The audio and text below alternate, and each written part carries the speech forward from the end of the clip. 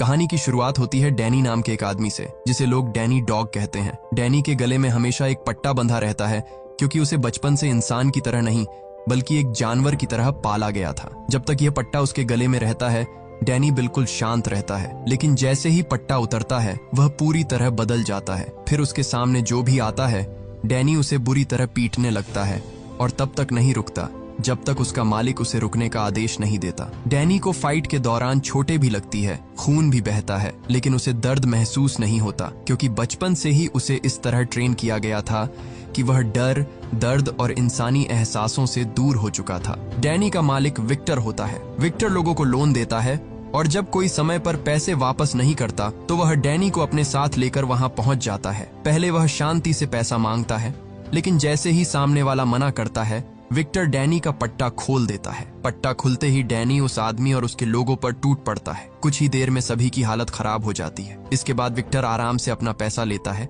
और उस आदमी को धमकी देता है कि अगली बार पैसे समय पर नहीं मिले तो वह डैनी को नहीं रोकेगा। इसके बाद विक्टर डैनी को ऐसे ही कई लोगों के पास लेकर जाता है। जहां भी कोई पैसा देने से मना करता, विक्टर डैनी का पट्टा खोल देता और डैनी सबको पीटकर उससे पैसा वसूलवा देता। लेकिन इतना सब करने के बाद भी विक्टर डैनी को कोई इज्जत नहीं देता।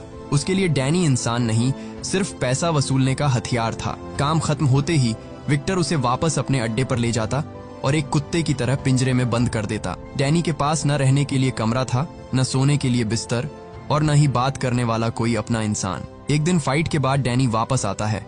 उसके सिर से खून बह रहा होता है। विक्टर का एक आदमी यह देखकर कहता है कि डैनी को चोट लगी है, लेकिन विक्टर को डैनी की तकलीफ से कोई फर्क नहीं पड़ता। वह बस पट्टी देने को कहता है और बोलता है कि यह खुद ही लगा लेगा। पर डैनी को तो यह भी नहीं पता था कि पट्टी लगाई कैसे जाती है, क्योंकि उसे बचपन से आज तक सिर्फ लड़ना सिखाया गया था। बाहर की दुनिया, लोगों से बात करना, अपना ख्याल रखना, ये सब उसके लिए बिल्कुल नया था। रात को डैनी अपने पिंजरे में अकेला बैठा होता है। तभी उसे वहाँ एक बच्चों वाली किताब मिलती है। वह धीरे धीरे उसके पेज पलटता है और उसमें बनी ड्राइंग्स देखने लगता है। तभी उसकी नजर पियानो की तस्वीर पर पड़ती है। डैनी उस तस्वीर को छूने लगता है, जैसे उस पियानो से उसका कोई पुराना रिश्ता हो, लेकिन वह खुद भी नहीं समझ पाता कि उसे यह तस्वीर इतनी अपनी सी क्यों लग रही है। इसी बीच विक्टर एक लड़की को वहां लेकर आता है, लेकिन जैसे ही वह लड़की नीचे पिंजरे में बंद डैनी को देखती है, वह डर कर चीखती है और वहां से भाग जाती है। लड़की के भाग जाने से विक्टर गुस्से में आ जाता है और सारी गलती डैनी पर डाल देता है। वह उसे गालियां देने लगता है,